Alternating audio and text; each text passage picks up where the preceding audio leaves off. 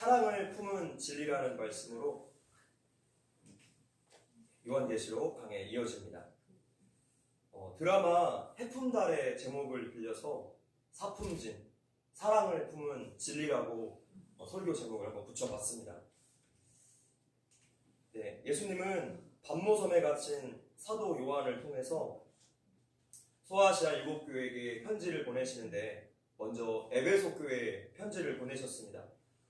제가 지난 시간에 에베소 교회를 빌립보 교회라고 잘못 말한 부분들이 군데군데 있었는데 죄송합니다.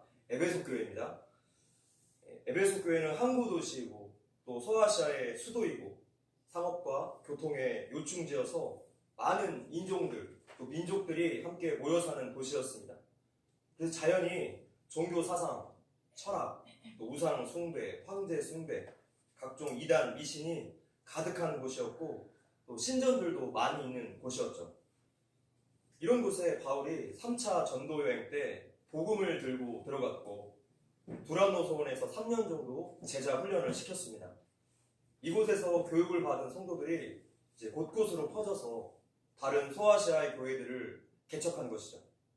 그러니까 에베소 교회는 소아시아에 있는 교회들의 뿌리라고 할 수 있는 아주 중심적인 교회였습니다. 그런데 예수의 이름 때문에 환난과 박해를 받아도 인내하고 신앙을 끝까지 지켰고 또 교회 안에 악한 자들을 용납하지 않았고 이단들을 분별해냈고 말씀으로 뜨겁게 하나 되었던 이 에베소 교회가 40년이라는 세월이 지나면서 지금 이 요한계시록을 쓰고 있을 당시에는 교회 안에 많은 변화가 일어났습니다. 예수님께서 이렇게 말씀하십니다. 4절 읽겠습니다. 시작. 그러나 너를 책망할 것이 있나니 너의 처음 사랑을 버렸느니라. 하나님을 향한 사랑이 어느덧 추억하는 신앙, 형식적인 신앙으로 변질되었다는 것이죠. 이단과의 오랜 투쟁 가운데 신학적으로는 엄격하게 세워졌고 또 윤리 도덕적으로도 굉장히 바르게 세워졌는데 그 근본 동기, 하나님 사랑과 이웃 사랑을 잊어버리는 메마르고 또 형식적인 교회가 되었다는 것입니다. 사랑이 빠진 종교 행위는 아무런 의미가 없기 때문에 예수님께서 에베소 교회에게 경고하십니다. 5절입니다. 시작. 그러므로 어디서 떨어졌는지를 생각하고 회개하여 처음 행위를 가지라. 만일 그리하지 아니하고 회개하지 아니하며 내가 내게 가서 내 촛대를 그 자리에서 옮기리라. 그래서 하나님 사랑의 영역에서 첫사랑을 지난 시간 생각해 보았다면 오늘은 이제 이웃사랑의 영역에서 한번 생각을 해봅시다. 2절을 읽겠습니다. 시작. 내가 내 행위와 수고와 내 인내를 알고 또 악한 자들을 용납하지 아니한 것과 자칭 사도라되 아닌 자들을 시험하여 그의 거짓된 것을 네가 드러낸 것과. 에베소는 우상 숭배와 로마 황제 숭배가 성행하고 또 여러 민족들이 함께 사는 곳이었기 때문에 세계관과 가치관에 있어서 종교 혼합주의 성향이 굉장히 자연스러운 곳이었습니다. 그러니 이곳에 살고 있는 사람들은 얼마나 사상적으로 혼탁함이 있었겠습니까? 에베소 교회 성도들이 이단을 잘 구별하고 거짓 교사를 물리칠 수 있었던 것에는 성경적인 배경이 있습니다. 사도행전 20장에 가보면 같이 읽어볼까요? 시작. 내가 떠난 후에 사람은 이리가 여러분에게 들어와서 그 양떼를 아끼지 아니하며 또한 여러분 중에서도 제자들을 끌어 자기를 따르게 하려고 어그러진 말을 하는 사람들이 일어날 줄을 내가 아노라. 31절. 그러므로 여러분이 일깨어 내가 3년이나 밤낮 쉬지 않고 눈물로 각 사람을 훈계하는 것을 기억하라. 지금 사도 바울이 3년 정도 에베소에서 복음을 전하다가 다른 곳으로 옮겨가기 전에 해변가에서 장로님들을 불러다가 무릎을 꿇고 마지막 기도 겸 부탁을 하는 장면입니다. 장로님들 부탁합니다. 제가 떠나면 다른 지역에서 그렇듯이 거짓 교사들이 들어와서 이리처럼 양떼들을 해칠 위험이 있으니 에베소 교회가 진리의 말씀 위에 세워질 수 있도록 힘쓰십시오. 자, 이렇게 신신당부를 하고 작별의 눈물로 떠나가죠. 그래서 에베소 교회 장로님들은 사도 바울이 떠난 다음에 이 교회를 지켜내기 위해서 다른 무엇보다 진리를 구별하고 지키려고 아주 열심을 내었습니다. 자, 그 당시에는 순회교사라는 사람들이 있었습니다. 순회교사. 이들은 언변과 수사력이 굉장히 탁월한 사람들이었기 때문에 많은 사람들이 모여들었어요. 예전이나 지금이나 사람들이 언변이 좋은 사람들에게 마음이 끌리는 모양입니다. 저는 보시다시피 말 잘 못합니다. 무대 공포증 비슷한 것이 있어서 인간적으로 보자면 목사의 자질이 아닙니다. 단위에 서면 머릿속이 하얘져요. 더듬고 막 횡설수설하는 게 저인데 어느 날 아주 매끄럽게 말이 잘 나온다면 그것은 100% 성령님이 하시는 것이니 그렇게 아시면 돼요. 어찌됐든 사람들은 그들의 그 화려한 말발에 더욱더 모여들었고 사람들이 많이 모이면 모일수록 수입이 더 많이 생기니까 그들은 이제 내용이 아니라 수사력에 의존하게 된 것이죠. 결국에 돌아온 것은 복음의 왜곡과 타락이었습니다. 한마디로 사꾼 목자였던 것이죠. 지금 이러한 일들을 바울이 예상하고 장로들에게 신신당부를 했던 것입니다. 그래서 에베소 교회는 어느 누구도 왜곡된 복음을 가지고 들어오지 못하게 교리가 굉장히 탄탄하게 세워진 그런 교회였습니다. 거짓 사도와 또 거짓 가르침을 분별할 수 있는 지적인 안목이 아주 날카롭게 세워진 그런 교회였죠. 근데 지금 이 에베소라는 곳의 분위기와 오늘날 우리 한국교회의 분위기는 아주 많이 닮아 있어요. 왜냐하면 종교 통합운동이 한국교회 전체를 휩쓸고 있기 때문이죠. 오직 구원의 한 길이신 예수를 거부하고 모든 종교에 구원이 있다고 믿는, 그래서 다 같이 연합하자는 WCC, WEA, NCCK 여기에 가입한 교파, 교단, 교회들이 전체의 70% 이상 되는 것으로 저는 알고 있습니다. 우리 대한예수교 장로회만 보더라도 많은 교단들이 있지만 이 세 개 단체에 한 곳도 가입하지 않은 교회는 또 교단은 저희 개신교단과 한두 곳밖에 남지 않다고 알고 있습니다. 자, 여기에서 이 단체들의 정체에 대해서 말씀드릴 필요가 있습니다. 저번 달 WA 총회가 사랑의 교회에서 열려서 많은 기독교인들이 거리로 나와 반대 집회를 했고 기독교계를 떠들썩하게 만들었습니다. WEA는 1951년 창설된 WEF, 세계복음주의 협회가 2001년도에 명칭을 변경한 거예요. 그래서 그 WEA의 그 구성을 보면 여기에는 로마 카톨릭이 들어있고 또 WCC가 이 안에 들어와 있습니다. 기독교, 오순절, 남미 해방신학, 제7일 안식일, 예수, 재림교 등이 들어있어요. 그리고 방송사로는 CTS 방송, CBS, C채널, 또 순복음이 만든 국민일보가 여기 들어있죠.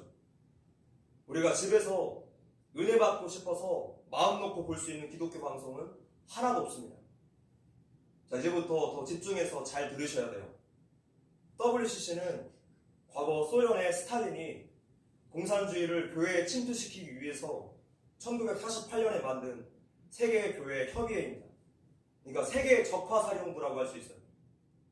김일성의 비밀 교시에도 교회 침투를 명령하고 있는데 신학교 교수들 또 목사 중에 간첩 신영복을 존경한다는 사람들이 그래서 많은 것 같습니다. 한마디로 공산주의가 종교 통합운동이라는 가면을 쓰고 이렇게 교회와 또 신학교 침투에 보기 좋게 성공한 거죠. 아까 보셨던 그 남미 해방신학도 공산주의 신학입니다. WEA에 속한 신학자들 대다수가 WCC 회원을 겸하고 있어요. 이슬람교를 또 신사도 운동도 함께 동의하고 있습니다. 지지하고 있어요. 성경적이지 않은 모든 움직임들은 결국에 다 한 통 속입니다. 예수 그리스도가 아니면 전부 다 적그리스도예요. 모든 것이 영적 싸움임을 우리가 항상 기억해야 하겠습니다. 이 WEA는 성경 무호서를 거부합니다. 한마디로 성경에 오류가 있다고 믿는 거예요. 하나님 말씀이 아니라고 생각합니다. 성경이 온전한 하나님의 말씀이라고 믿지 않기 때문에 성경에 대한 권위가 어떻게 되겠습니까? 당연히 사라지게 되는 거예요.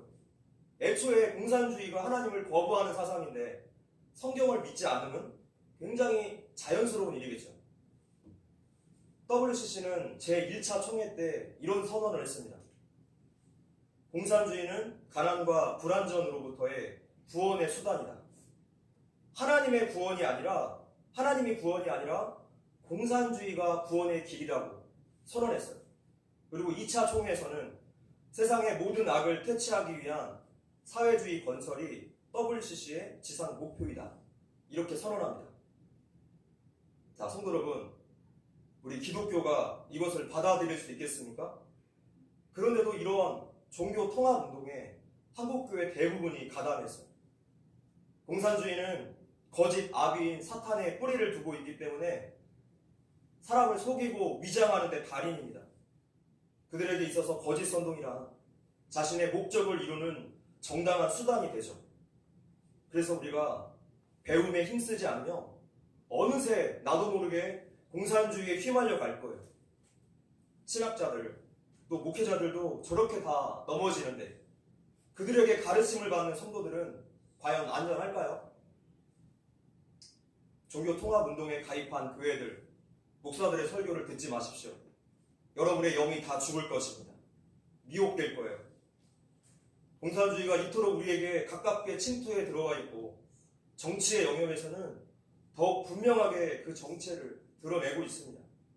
개인의 각종 자유를 빼앗고 교회를 탄압하고 정부의 역할을 최대한으로 확대해 나가고 있습니다. 한마디로 국가 구원론을 실천하고 있어서 하나님을 대적하는 바벨탑을 이 시대에 쌓고 있어요.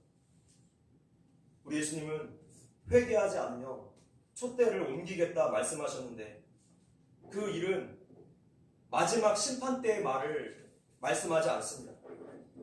지난 2000년 동안 하나님은 첫사랑을 잃어버린 수많은 교회들에게 찾아가셔서 그 촛대를 옮기셨어요. 이제 하나님의 임재를 걷어내시겠다는 거예요. 하나님이 그 모임 가운데 더 이상 함께 하시지 않겠다는 것입니다. 그러면 죽은 교회가 되는 거죠. 2000년 기독교 역사에 곳곳에 이런 일들이 일어났습니다. 종교개혁을 일으킨 마틴 루터, 또 찌른글리가 설교했던 교회 모두 다 지금은 텅텅 비어 있습니다. 그냥 관광지가 되었죠. 칼빈이 목회했던 교회, 찰스 스펄전 목사님이 목회했던 교회, 지금 다 관광지입니다. 18세기에 미국 교회에 뜨거운 부흥이 일어났던 동부 지역의 장로교회들은 지금 다 팔려고 반은 내놨대요. 교회가 마치 무덤처럼 되어가는 것이죠. 우리가 강 건너 불구경할 때가 아닙니다. 교회 역사상 세계에서 가장 급성장을 이루었던 우리 한국교회가 지금 가장 빠르게 내리꽂고 있어요. 교회와 신학교에 공산주의 세력이 침투해서 복음을 완전히 오염시켜 놓았기 때문에 오늘날은 이단과 정통교회의 구분이 무슨 의미가 있을까요? 고린도후서 6장 14절 말씀 읽어볼게요. 시작. 너희는 믿지 않는 자와 원해를 함께 내지 말라. 의와 불법이 어찌 함께하며 빛과 어둠이 어찌 사귀며 그리스도와 벨리알이 어찌 조화되며 믿는 자와 믿지 않는 자가 어찌 상관하며. 교회가 반공을 외치는 이유예요. 기독교인이 좌파가 될 수 없는 이유입니다. 종교 통합운동은 단순한 교회 타락 정도가 아니라 공산주의의 침투입니다. 어떻게 우리가 함께 할 수 있겠습니까? 성도 여러분, 거짓과 반성경적인 사상들을 경계하고 분별하십시오. 우리 또한 거짓말 하지 않아야 하고 언제나 정직함을 추구해야 합니다. 거짓은 사탄의 속성입니다. 거짓된 것들은 마지막 때에 모두 다 불못에 던져진다는 것이 계시록의 한결같은 결론이에요. 깨어서 기도하고 배움에 힘써야 할 때입니다. 분별할 때입니다. 할렐루야. 아멘. 교회들의 배도 때문에 성광교회에 찾아오신 여러 성도님들을 볼 때, 또한 기독교 보수주의 교회를 찾고 계신 분들이 많다는 소식들을 들었을 때 너무 안타깝고 속상했습니다. 우리 한국교회가 어쩌다가 여기까지 왔는가? 그렇다면 우리는 뭐 잘나서 똑똑해서 그렇습니까? 하나님께서 그저 불쌍히 여기셔서 깨닫게 해주셔서 지금 이 위치에 서 있는 것뿐이죠. 저 때문에 상처받고 마음이 힘드신 성도님들 너무나 죄송합니다. 그러나 여러분을 흔들어 깨워야 할 책임이, 사명이 저에게 있어요. 지금은 가만히 있을 때가 아니라 깨우치고 기도해야 할 때인 줄 믿습니다. 아멘. 국가적인 위기 앞에서 교회 전체가 회개할 때예요. 본문 6절입니다. 자, 시작. 오직 내게 이것이 있으니 내가 니골라 당의 행위를 미워하는다. 나는 이것을 미워하다. 자, 니골라는 백성을 정복하다, 백성을 삼키다, 이런 뜻이 있습니다. 그러니까 민수기에 나온 발람과 동일한 의미를 가지고 있는데, 발람이나 그를 추종하는 자들, 이세벨이나 그녀를 추종하는 자들과 공통적인 특징을 가진 사람들이라고 할 수 있습니다. 바로 우상의 재물을 먹게 하고 또 행음하는 자들을 가리키고 있어요. 이것은 신학시대에 크게 유행했던 영지주의와 연결이 되어 있습니다. 영지주의는 한마디로 말해서 도덕 폐기론자들입니다.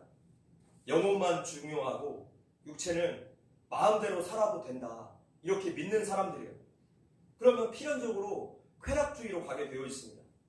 음란 행위를 하든 음란 사이트를 보든 또 우상 숭배를 하든 그것은 육체니까 괜찮다는 거예요. 자, 이것은 세상적인 시각에서 볼 때 나의 신앙도 챙기는 것 같고 또 내 육체적인 욕구도 챙길 수 있는 아주 매력적인 사상이었죠.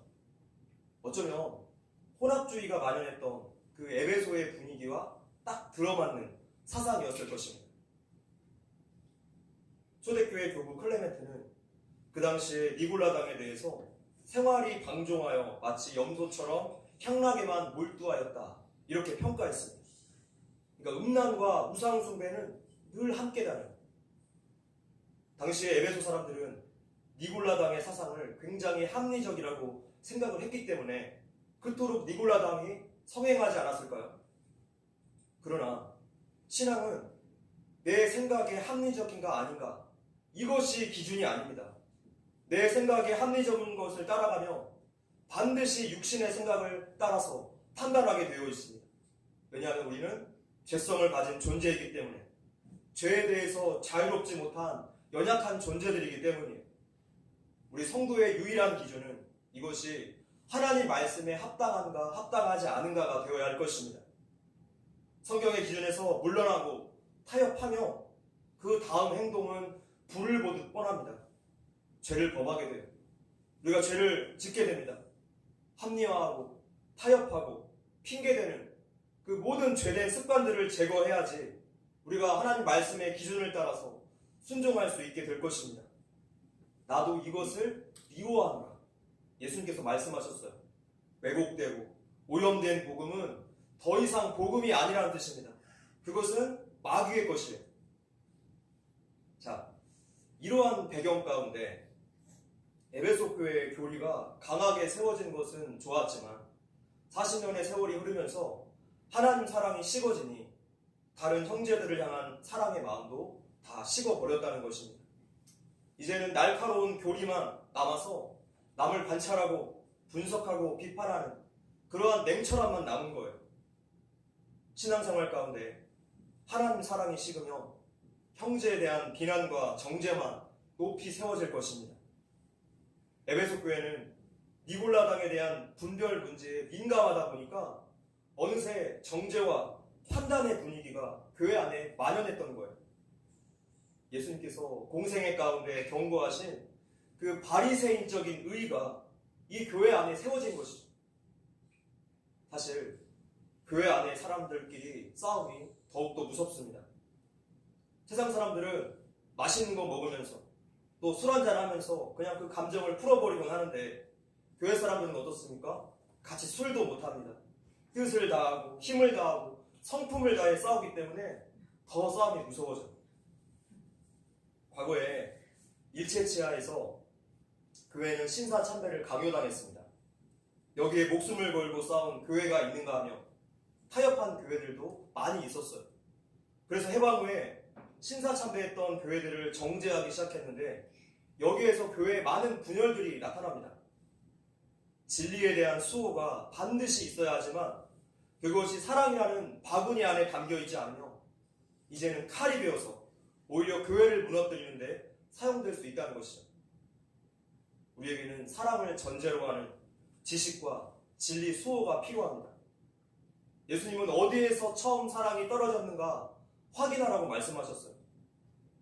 우리에게는 예수 그리스도의 십자가 사랑이 있습니까? 십자가에는 하나님의 사랑과 공의가 동시에 함께 나타난 그 사건이죠.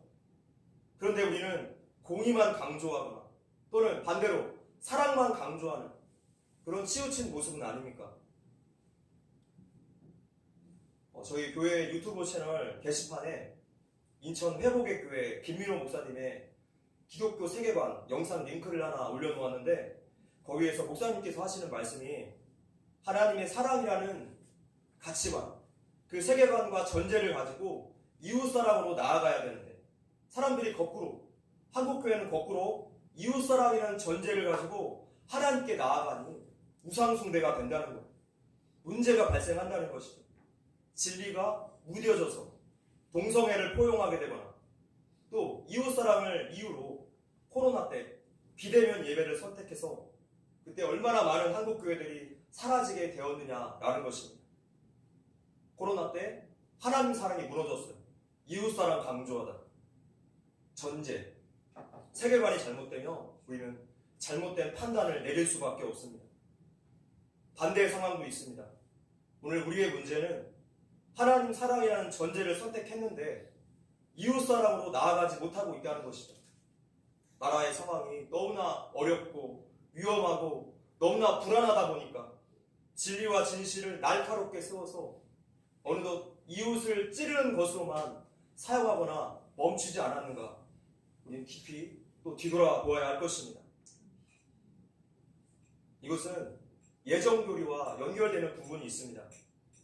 예정교리라는 것은 하나님께서 천사와 인간 중에 일부를 선택하셔서 영원한 생명을 주시고 또 나머지 일부는 그냥 내버려 두시기로 유기하기로 예정하셨다는 그런 교리입니다. 근데 문제는요, 누가 선택받고 누가 유기되었는가 우리 인간 쪽에서는 알 길이 없습니다. 오직 하나님만 아신다는 사실이에요. 예수님과 함께 십자가에 매달려 죽었던 그 강도가 결국에 구원받았죠. 구원은 우리 인간 쪽에서 보면 예측 불가해요. 그래서 우리는 열심히 누군가에게 복음을 전할 수밖에 없습니다. 열심히 누군가의 구원을 위해서 또는 바른 진리를 찾아오기를 우리가 끝까지 기도해야 될 줄로 믿습니다. 고린도전서 13장 2절 말씀에 읽어볼게요. 시작. 내가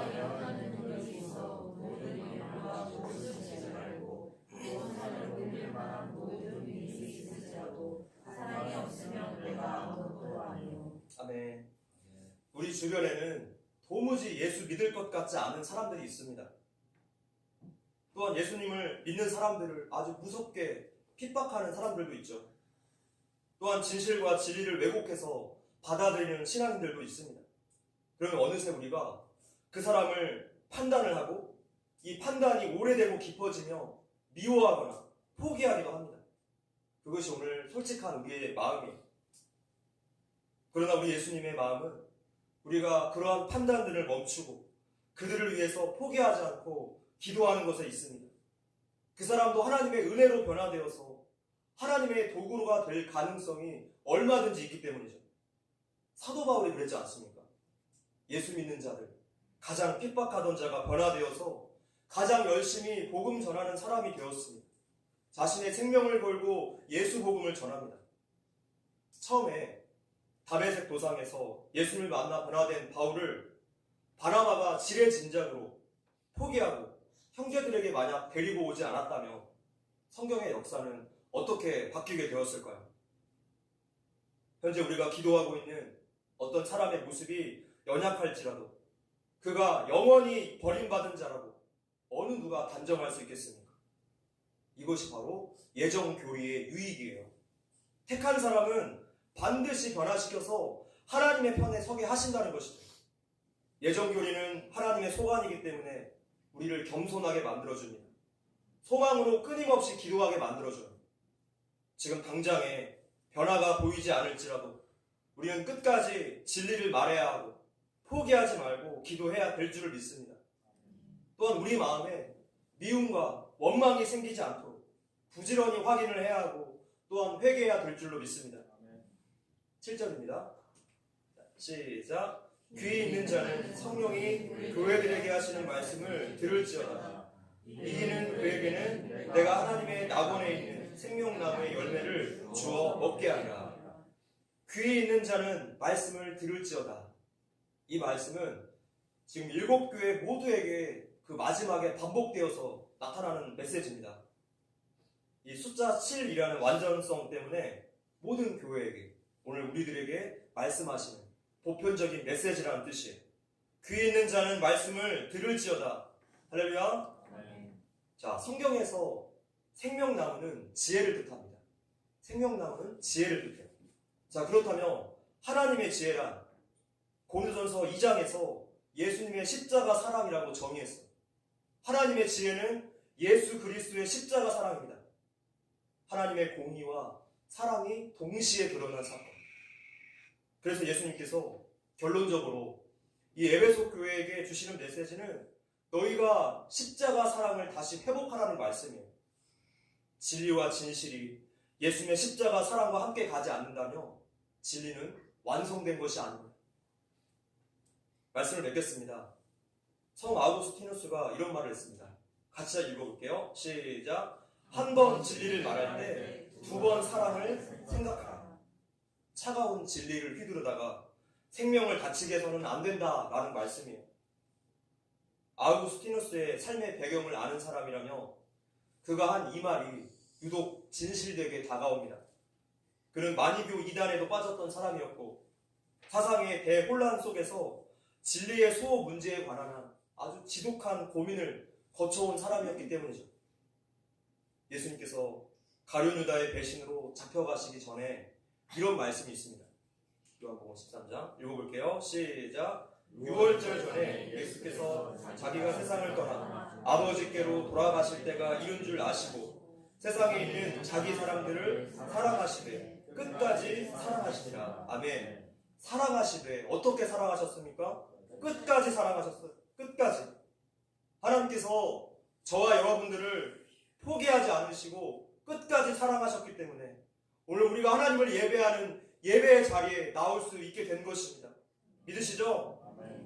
하나님께서 은혜 주셔서 먼저 깨닫게 된 줄을 믿습니다. 그렇다면 우리도 우리 예수님의 사랑 방식을 끝까지 사랑해 나가야 될 것입니다. 한 번 진리를 말할 때 2번 사랑을 생각하라. 이 말을 기억하십시오. 공산주의로 무너져 내리는 이 나라를 위해서 진실과 진리를 외치는 일도 또 이웃을 향한 사랑도 포기하지 말고 끝까지 기도하며 모든 인생과 역사의 주인이신 하나님의 그 때를 기다리는 저와 여러분들이 되시기를 주님의 이름으로 기도합니다. 아멘.